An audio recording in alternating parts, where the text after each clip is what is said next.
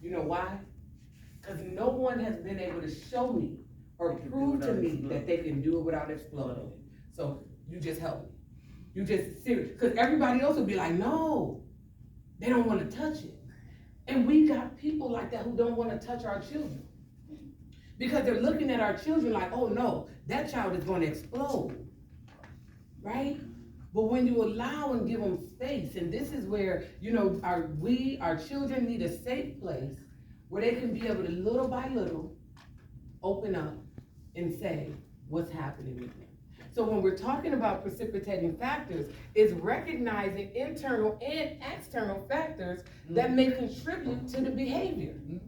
Right? That may contribute to the behavior. Why don't my child want to do this or want to do that? Why is my child sad? One of the children, who feel brave enough to tell me or share with us some things that would make you sad, that has made you sad? Getting in the face.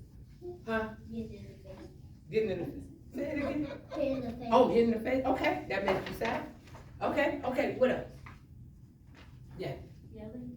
Yelling? Okay, that makes you sad, right? And so, what else? Who else? What makes you sad? Getting confused and lost, and no one will help me, or no one will pay attention.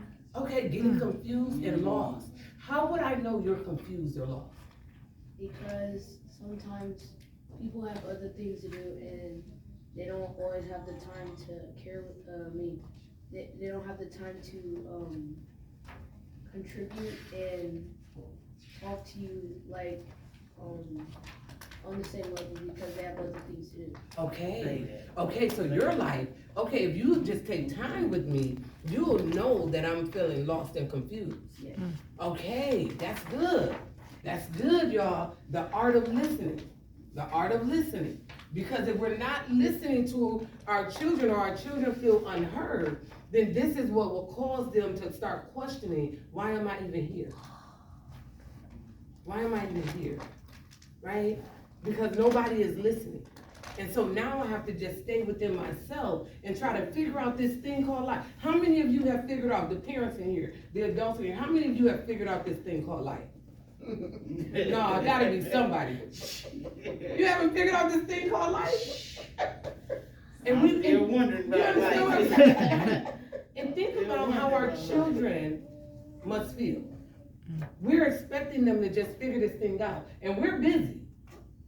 We're busy doing things, trying to uphold the family, and so this part is really helping us understand as adults how to listen to our children and helping our children be able to speak, right? Because if they're trying to speak, because how many of you say, talk to me, you can trust me? How many, no, pick kids. How many of your parents say, talk to me, you can trust me, like tell me anything? Your parents ever tell y'all that? Tell me anything. Do y'all believe that you can tell them anything? Yes. You do? You do? You believe? You believe you can tell them anything? Okay, so most kids don't. Because this is why. Because when I told you something the last time, and you told dad, or you told mom, or you told cousin, or you told the family, right? And now everybody is talking about me. So now you tell, or I got in trouble. I got on punishment. And so now you're telling me to talk to you. I'm not talking to you. I'm just not talking to you, right? And so when we're talking about precipitating factors, it's really recognizing that it's something underneath, you know, this thing with our children. You know how we used to say, I know when I was coming up, my family used to say things like, oh, she just fast.